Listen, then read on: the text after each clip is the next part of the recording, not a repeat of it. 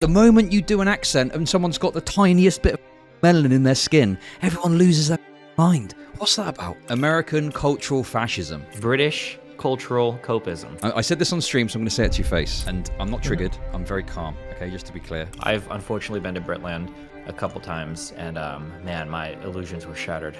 Yeah. But, yeah. Too many brown people, right? Destiny's watching my stream. Yo, Destiny, I'm going to introduce you to my friend Tom Zoo first thing, okay? Get me in there. And my friend Tom Zoo sat right here. He's ready to have a little chat with you. Hey, Tom, get over here. No, listen, we're on silent running. We're on silent running right now. Hello?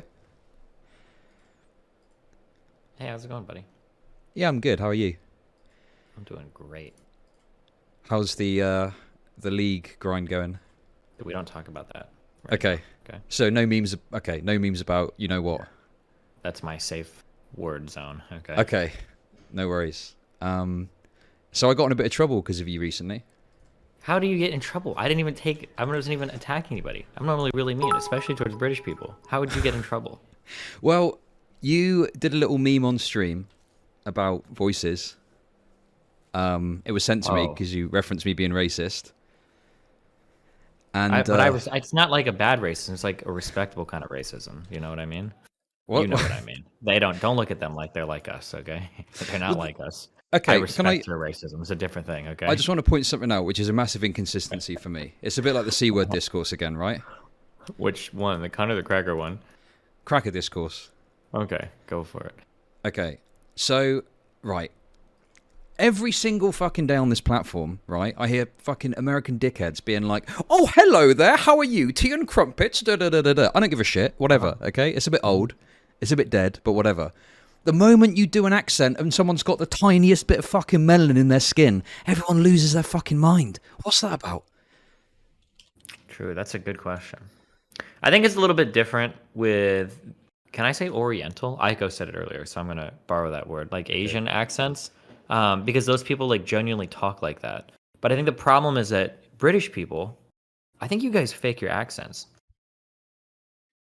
I mean, what? When you listen to British people sing, you don't always know that they're British until they talk. Like you can have British singers and it's like, oh, like you heard Pink Floyd? Oh, I thought they were American. And then you listen to them talk and it's like, oh my God, what? Like explain that? Or how do you get all of these British actors that will come over to the United States and will act and can speak perfect, fluent American, and then they go back to British when they go back to Britland? How does any of that work? I'll tell you what it is. American cultural fascism. Yeah? Yes.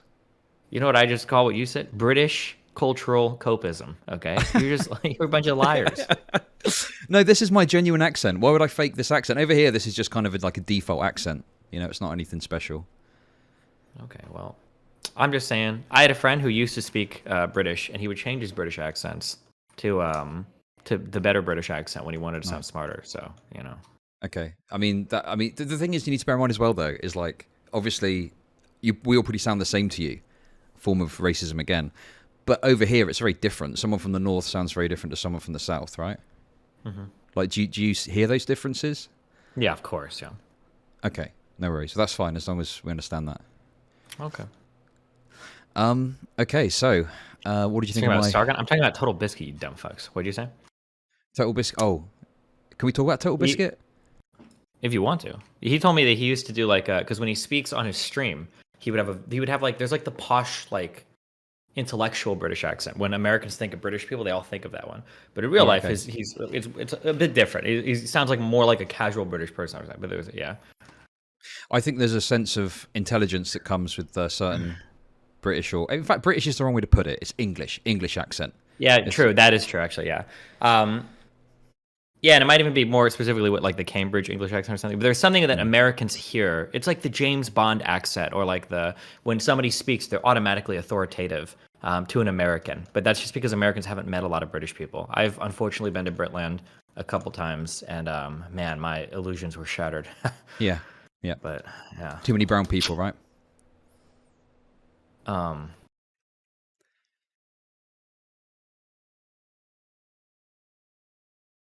Not exactly. Okay. Not where I was going with that one. Chief. Okay. Okay. Sorry, I just thought that's where you'd go. Sorry, my mistake. I've heard a lot about your racism, but you know. Well, then you'd know that that doesn't happen on stream. That's only off stream. Off stream, yeah, in private, yeah, of course. Okay, cool. Well, I don't know. My MrGirl pauses, okay? So be careful if you say anything cringe. I'm just going to be quiet for a long time. We'll see what happens. No, that's fine. I've been catching a bit of heat recently because me and MrGirl have been kind of ride or die on a few issues. So, you know. Oh, yeah, the Dr. King stuff. Yeah, which obviously relates to this. True. Yeah. Good, great segue. Nice. I know. I'm a professional. What can I say? No, fuck. Okay, whatever. Okay, listen. Listen. Okay, can we just clear something up straight away, bro? Okay. Yeah, straight away. Straight away. Okay. I said this on stream, so I'm going to say it to your face. Part of this is you're a fucking Kuma brain. Okay, first of all, I have had this position on philosophy science for a long time, number one. Number two, the Erudite lady is married, okay? As if that would stop you. Go on. Well, I'm just saying there's like a amount of effort that would have to go towards individual. Number three, look, people like Kelly Jane are in my chat, and they're on the total opposite side. So why wouldn't I Kuma brain in that direction? I don't know. There's You like a challenge? You like a challenge? There's a Coomer seesaw, okay? And there's plenty of Coomers on both sides. So it's not like I would go towards like the hardest. What? I'm not a fucking Kuma at all. Okay. No. I'm saying there are Coomerish people. If you wanted to be Coomerish women on both sides that you can pick from. Yeah. Right? So why would I go towards the side that requires so much more effort and would require an intellectual compromise? Okay. Fair enough. Okay, I'll give you that. Maybe I was a bit Also, mistaken. my main way of flirting with people is negging. So if I wanted to get with somebody, I would probably call them stupid even more. Okay, because that's how I flirt with people. So. Wait, where did you get negging from? That's like a PUA thing, right? Yeah, I read it on the forums. It works really well. I just constantly demean and shit on women, and they love me even more and more for it. I don't know why, but okay. Anyway, listen, let's talk about it. What's your disagreement with my position? What do you think?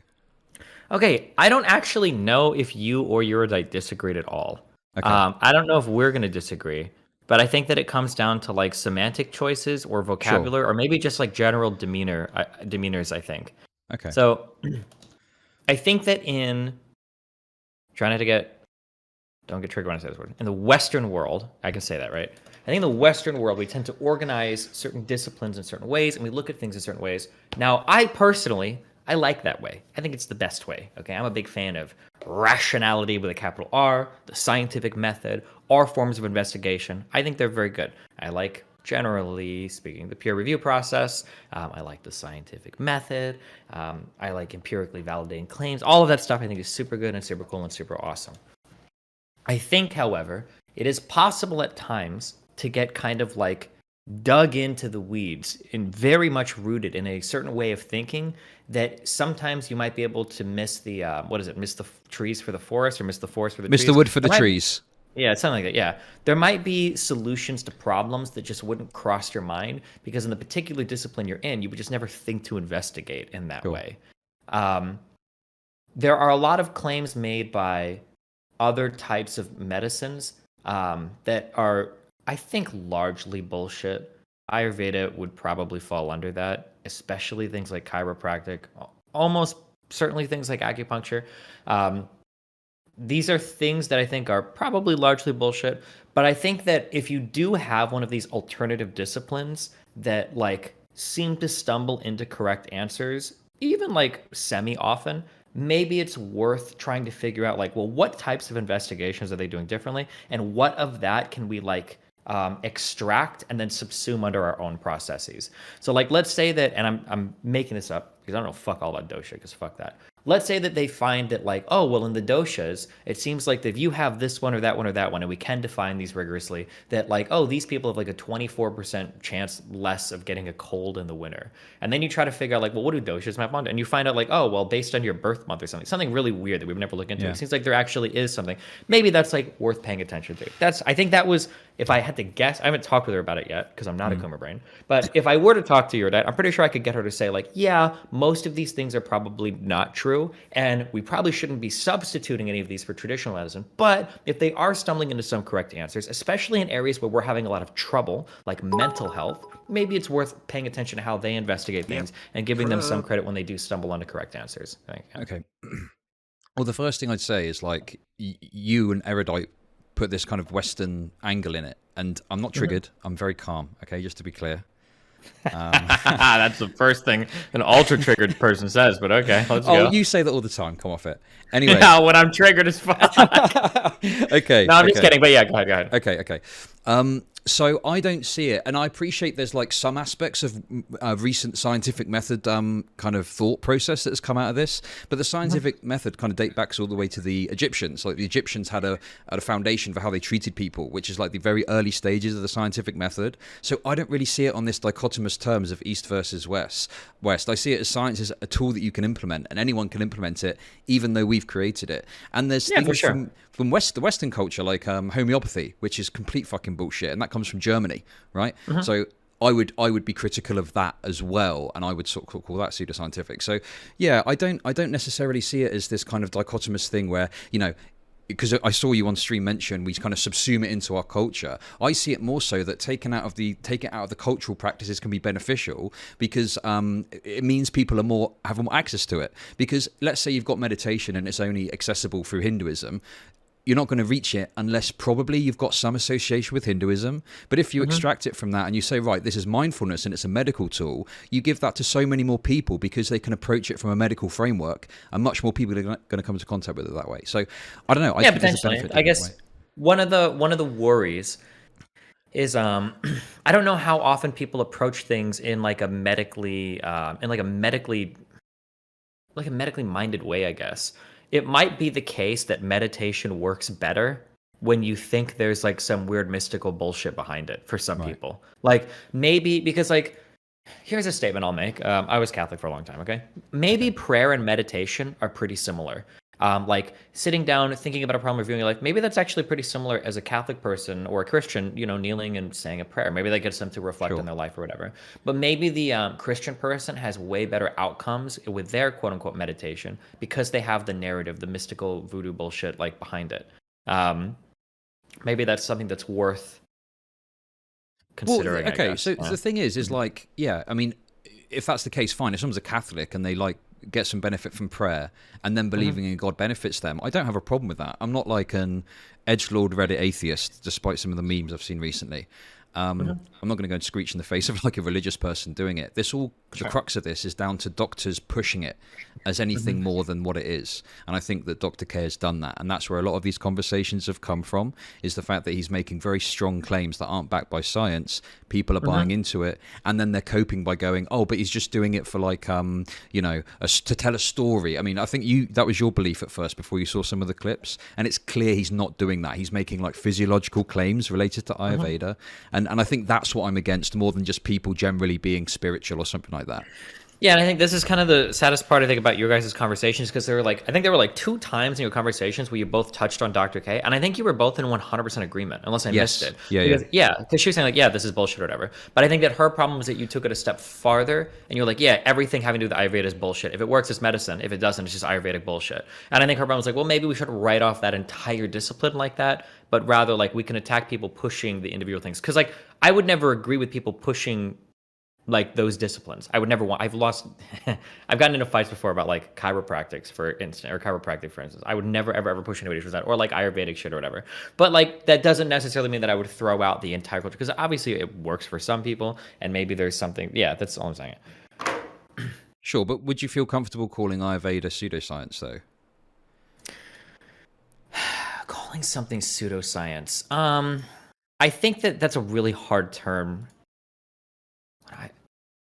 I think that if I was having a personal conversation with somebody, I think that generally when I use the term pseudoscience, what I would look at is like, what is the process that you are using by which to come to conclusions? And if that process is like a really garbage process, I think maybe I would say like, this seems a little pseudoscientific to me. But like in terms of like public conversation, how would I classify this? I don't know if I'd feel the same way. Like, I think pseudoscience makes this foundational assumption that your approach to science or truth or whatever in general is going to is objectively 100% correct. I don't know if I feel like I have the strength or conviction to say that about like necessarily our way of approaching scientific discipline. So yeah, I don't know. I just that's like a term that I will probably use in the future because it's an easy to use term to call it like bunk shit. But in a serious conversation, I'm not sure. Okay. Yeah, I guess that my calling it pseudoscience is more so in response to when a doctor pushes it or something like that. Um, Hmm. if there was an individual who thought their prayer was doing something and it wasn't, I'm not going to be like, oh, that's bunk nonsense, etc. I think people are looking at this on very individual terms, and I'm not saying that we should be pushing back against individuals who are just calmly practicing their religion or whatever. There's loads of people you could do it with, but I think we've got to take a strong line when it's doctors and medical professionals that are utilizing their credentials to push the credence of things. That's when I think it For becomes sure. pseudoscientific. So Hmm. I think Dr. K's Like I invocation of it is pseudoscientific is probably more yeah. you know So like I don't know if I would ever say like all of like Ayurvedic stuff is pseudoscience, but if I had a friend who like had a cold for like 2 months and they kept going to like an Ayurvedic doctor, I'd be like, okay, this guy is like shoving pseudoscience. Like this particular treatment is pseudoscience, or this is bullshit. Like you need to like go somewhere else or whatever. So like I think some of the specific claims that Dr. K has made, I'd be pretty comfortable saying like these sound like pseudo based on what I've seen so far. They seem like pseudoscientific claims. I think I'm comfortable saying that, yeah, because they haven't been empirically validated at all, and they don't seem to do what he's claiming they do. Yeah, but I think I'll probably go a bit further than you, because whilst there might be some practices which might have some value yet to be proven, and there have been quite a few studies done on it, I think that like the kind of foundations of Ayurveda, like dosha, for example, I don't know. I just think that's also kind of quite pseudoscientific, because there have been attempts to prove like dosha, and I can't recall off the top of my head, but there was a study that claimed it somewhat linked to genetic clusters. But there was someone that did a video about it and broke it down and pointed out how this was wrong. Sure. So I don't know. I think there's maybe even some aspects that are foundational that are pseudoscientific as well. But Yeah, and that might be the case that like yeah, once they go through and they look at like all of the they look at like all the claims they make, they find out that like doshas don't even accurately map onto anything. So it's like, okay, well now you're literally at best random chance and at worst you're, making bad predictions or whatever. Yeah. That might be the case too. Like but there are some entire disciplines like if your discipline is not making like any good calls at all or it just seems to be like totally not mapping onto anything in reality, like I think it isn't is I actually homeopathy, is that the idea that like water remembers where it's been or yes, something? correct. Yeah. Yeah. Like that sounds like something that's like total 100% bullshit. Like there's I can't even fathom anything of value coming from that. So like I think for that type of thing, you're like, okay, this is bullshit. But if you are in a discipline, you're making some good calls, and it's like, okay, well, let's figure out like why, what is it, and then what of this can we kind of like assimilate into our own scientific understanding or discipline, Okay. and then go on from there. Yeah. Well, I guess the question I've got then is what do you think Ayurveda is getting right? Um, One thing that is interesting is that from a oh, I should have mortars here.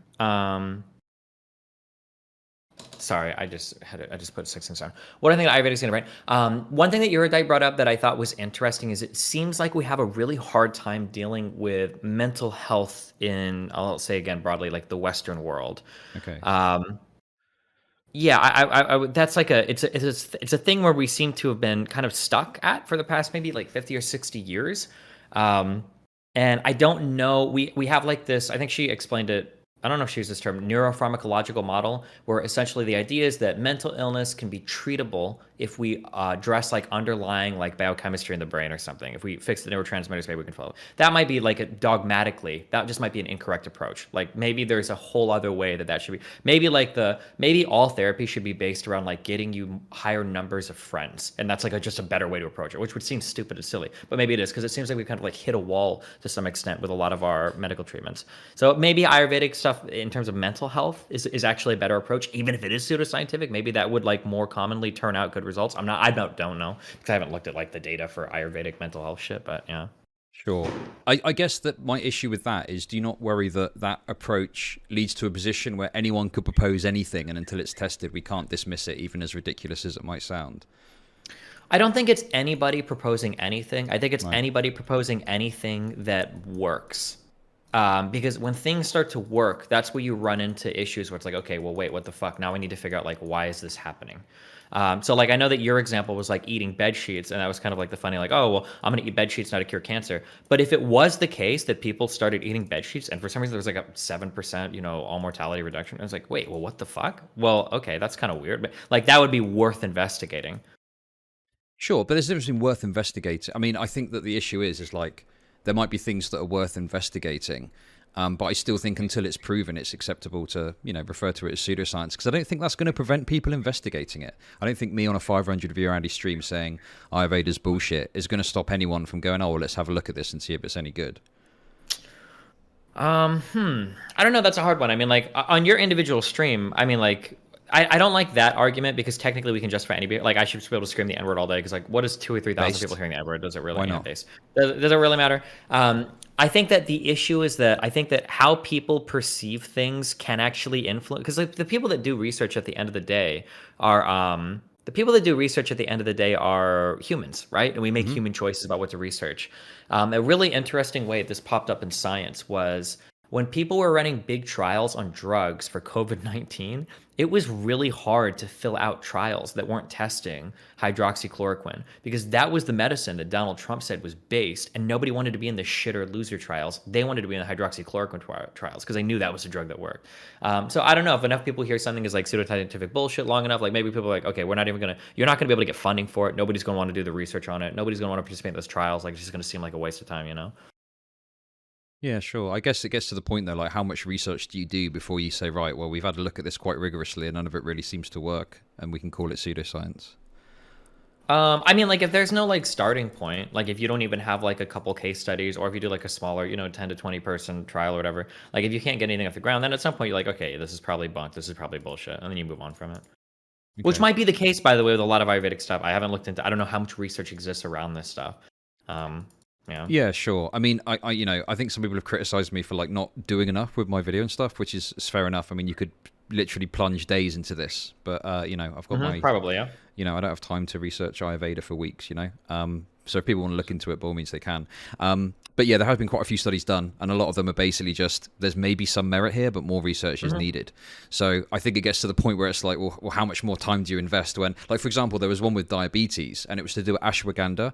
And it was the claim that no, it wasn't ashwagandha. Sorry, it was some of the herbal medicine with Ayurveda could have an impact on diabetes. And it was like this could work. More research is needed. And you think, well, insulin is right there, and it works, and it treats diabetes, and it means that people with diabetes don't have like a lower life expectancy. They can still live full lives, etc. So why would Insulin really sucks though, because like when you're on insulin for a long time, like my understanding, correct me if I'm wrong, my understanding is that once you begin insulin treatment for diabetes, I think you have to stay on insulin for the rest of your life. And you will gradually build more and more and more insulin resistance as you continue to live your life, assuming you don't make massive dietary changes. And even with massive dietary changes, I think that is true. So once you're on insulin, you're hooked on that medication for life and you need it to survive. And you still have like a 10-year reduction, I think, in lifespan. You're still fucked, even on insulin.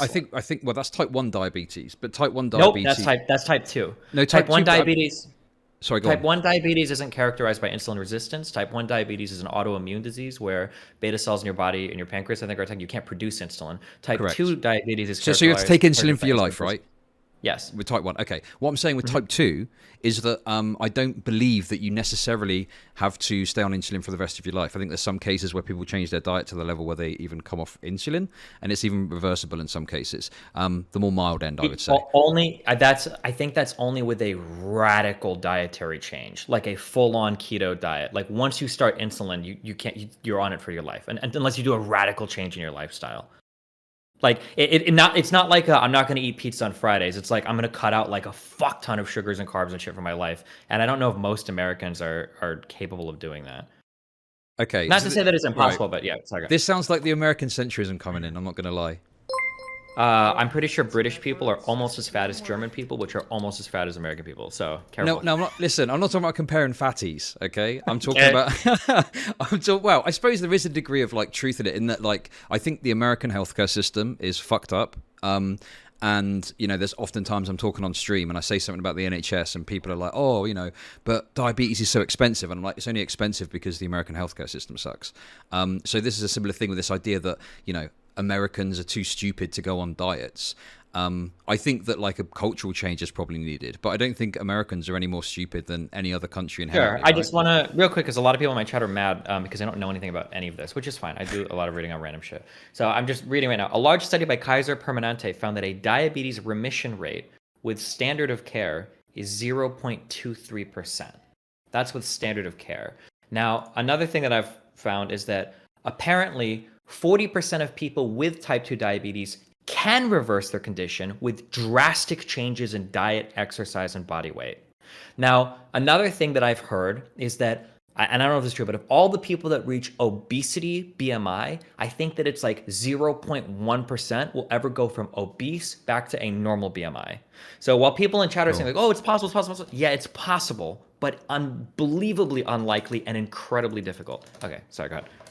Okay, but I mean, I guess you're presuming then that if you're a fatty, you're going to struggle to not become a fatty to get rid of diabetes, basically. Well, because a lot of type 2 diabetic stuff comes on from like poor dietary choices, I think. Yeah. There's a genetic component in the poor dietary choices. By the way, none of what I'm saying right now contradicts anything you said earlier. I was just talking about type 2 diabetes. Sure. Everything you said. Yeah, sorry, yeah, go ahead. Yeah, no, sure. I mean, I think that, I know chat can be annoying sometimes. But yeah, sure. I think that, I think we broadly agree, to be honest, on a lot of this stuff. I think it's maybe just some semantic things and a few bits here and there. Yeah, but I think my issue is I think you and, not to trigger either of you, but I think you and Erudite, I think broadly agree. You're just caught up on like this very narrow, like how should you talk about a particular thing type thing. Yeah, no, I think I agree. And, it did get a bit spicy. I mean, I was being a bit of a dick, but that's just kind of what I do. And then, yeah, that's fine. I don't know anything about that because I'm usually very measured. You're very measured, of course. I've heard people have problems with that sometimes. Yeah. Do you know, it's a bit weird because, obviously we had that panel recently. And it's fine, if people want to criticize me. Okay, hold on. I'm so sorry. Listen, I muted at some point, and I'm like, my goal is just trigger the. I know. I fucking know you did. It's very similar to therapy. Yeah, my goal is to break Chud by the end of this. We'll break him. I didn't know he would actually kick you from the call. No, I know. It was crazy.